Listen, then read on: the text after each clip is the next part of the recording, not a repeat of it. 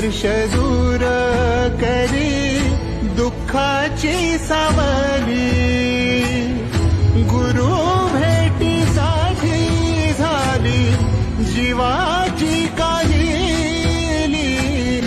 भक्त तुझा गुरुदेवा पुरता अट्टाला, भेटला विठ्ठल माझा